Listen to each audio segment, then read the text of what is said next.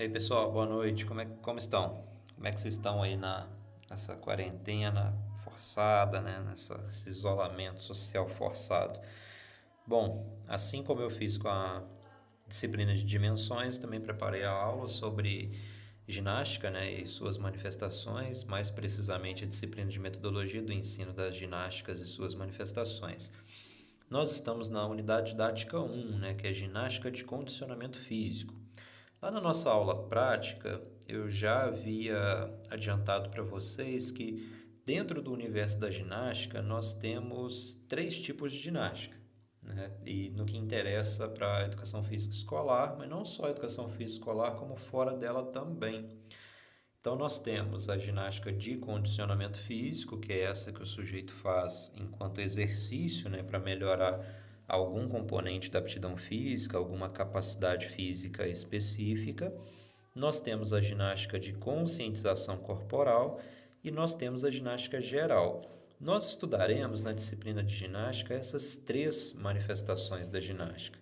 Só que nessa aula especificamente, né, nessa unidade didática, assim como foi no dia 13 do 3, nós vamos conhecer um pouco mais sobre a ginástica de condicionamento físico, né, especificamente. Na aula anterior, né, a partir daquele exemplo de exercícios que foram feitos lá na sala de lutas, pelos dois grupos que se propuseram a fazer, nos foi possível identificar algumas questões. A primeira coisa é que nós diferenciamos o conceito de atividade física, né, como qualquer movimento produzido pela musculatura esquelética que resulte em gasto energético maior que os níveis de repouso. Tomando repouso, né, como aquela ideia de você deitado, recém-acordar, e aquele momento ali é o momento de maior repouso que você está. Então, sempre que você se movimenta, você está gastando mais energia do que no repouso, então qualquer coisa é atividade física. O exercício físico, então, ele vai se diferenciar da atividade física porque ele é sistematizado, ele é organizado com uma finalidade específica. Ele é realizado com uma duração, com uma intensidade, com frequência, com repouso, tudo controlado, específico. Durante o exercício, o corpo também reage de diversas formas, né? Vocês me ajudaram lá a identificar que há um aumento da frequência cardíaca, aumento da frequência respiratória, aumento da sudorese, né, o suor, aumento da temperatura corporal e o aparecimento da fadiga, né? E nós também identificamos lá que diferentes exercícios exercitam capacidades físicas diferentes. Esse é um princípio do treinamento que se chama princípio da especificidade. Né? Um exercício específico serve para uma coisa específica. Imagina, não é porque ele nada bem, né? Um atleta de natação, não é porque ele nada bem que ele vai pedalar bem. Não é porque ele pedala bem que ele vai correr bem. Os efeitos do exercício são específicos, né? E aí esse conceito que está em negrito aí, ele é importante para nós, que é o conceito de capacidade física, né? São variáveis treináveis. Então veja bem essa palavra, treinável. Não é uma coisa que eu ensino, é uma coisa que eu treino.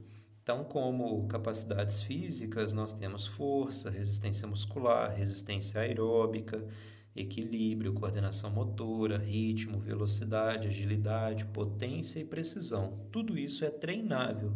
Nada disso vai ser ensinado para alguém. Não tem como eu ensinar coordenação motora, não tem como eu ensinar equilíbrio, tem como exercitar tudo isso, ok? Isso vai ser importante para essa aula que nós temos agora. Hoje, né, ao final dessa aula, espera-se que vocês sejam capazes de compreender o conceito de zona-alvo de treinamento e experimentar diferentes formas de exercitar o corpo. Neste caso, a aula tinha uma vinculação com a caminhada-corrida, né? Essas diferenças vão ficar mais claras, né? Então, a primeira coisa que a gente precisa se preocupar é essa zona-alvo de treinamento. O que será que é isso? Para que isso serve? Como que isso é útil, né, para a gente compreender a ginástica como exercício, a ginástica de condicionamento físico? Primeiro, a ginástica de condicionamento físico, né? É, Nessa ideia de zona-alvo do treinamento, ou ZAT, né? Vou usar a sigla depois, ela corresponde ao limite superior e o limite inferior da frequência cardíaca que você deverá manter durante o exercício. Então é uma zona mesmo, tem um limite inferior, tem um limite superior, e através daquele método de palpar ali no pulso, a gente vai identificar, contar e ver se a gente está dentro, fora, abaixo ou acima da zona alvo de treinamento. Essa faixa de intensidade ela vai ser definida pela existência de um limite mínimo de intensidade para o exercício ser eficaz e de um limite máximo para a boa tolerância de cada um. Então, se o exercício for leve demais, ele não vai gerar o efeito que a pessoa precisa ou que ela quer. E se ele for pesado demais, a pessoa não vai conseguir fazer o exercício também. Então, são dois problemas aí, por isso que ela é útil, né? Como é que a gente calcula? Então, aqui nesse primeiro momento, né, primeiro período, eu optei pelo que tem de mais básico para calcular essa zona alvo de treinamento. E para fazer isso, nós teríamos uma aula de caminhada, né, na quadra. Mas aí, como a gente não temos o nosso encontro presencial, vocês vão poder experimentar isso de onde vocês estiverem. Quando vocês estiverem em outras disciplinas, vocês vão poder fazer cálculos envolvendo outras fórmulas. Só que, por enquanto, eu acho que a gente pode começar do básico mesmo. Para começar do básico, então, a primeira coisa que nós precisamos é descobrir a frequência cardíaca máxima, ou FC máxima, né? E aí existem, então, diversas fórmulas, mas nós vamos utilizar essa que é a mais básica, né, para fazer essa atividade intelectual. Vamos sempre lembrar, essa é a fórmula mais básica que existe. Depois há muito tempo dentro do curso para vocês aprenderem outras fórmulas. Tá? Vamos utilizar essa aí então, 220 menos a idade. Aí, como exemplo, então, nós temos um indivíduo com 20 anos de idade, no caso eu, 20 aninhos de idade, 220 menos 20. Teoricamente, a minha frequência cardíaca máxima em exercício é 200. Então, o 200 ele vai corresponder a 100% do que é recomendado para mim em exercício. Então, eu vou calcular agora uma fração desses 200, né? Então, neste caso, os 200 são 200 BPM, ou batimentos por minuto. Agora, na vez de vocês aí, eu quero que vocês calculem, né? O 220 menos a idade de vocês, né? Os 17, 18, 19, 20, 25 que vocês possam ter aí. Creio que vai ser difícil ter alguém na turma aí com mais de 25, né? Embora algumas pessoas enganem a gente. Feito o cálculo, né? Agora que nós já sabemos a frequência máxima, que no caso a minha é 200, né? Porque eu só tenho 20 anos de idade. Vamos calcular a zona alvo de treinamento de vocês, ou seja, o limite inferior de batimentos cardíacos e o limite superior de batimentos cardíacos recomendado para atividade de caminhada e corrida. Aí eu botei uma observação aí, ó. Nós já sabemos que a recomendação do American College of Sports Medicine é de 60% a 90% da frequência cardíaca máxima. Então, eu já tenho essa referência aí do conhecimento científico. Agora, então, é só eu calcular o que é 60% e o que é 90% da frequência cardíaca máxima que vocês encontraram.